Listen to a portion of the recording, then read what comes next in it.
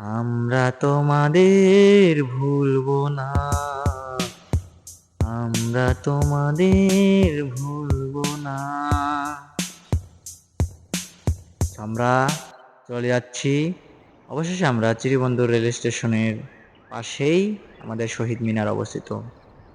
আমরা চলে এলাম, ফুল নিয়ে হাজির হয়ে যাব আমাদের শহীদদের প্রতি শ্রদ্ধাঞ্জলি জানানোর জন্য।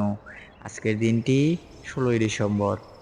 আমরা চিরিবন্দর সরকারি মডেল পাইলট উচ্চ বিদ্যালয় থেকে আমরা আমাদের এই শহীদদের এবং ছোট ভাইদের, বড় ভাইদের প্রতি শ্রদ্ধাঞ্জলি জানানোর জন্য আমরা ফুল নিয়ে, সামান্য একটা ফুল নিয়ে যাচ্ছি।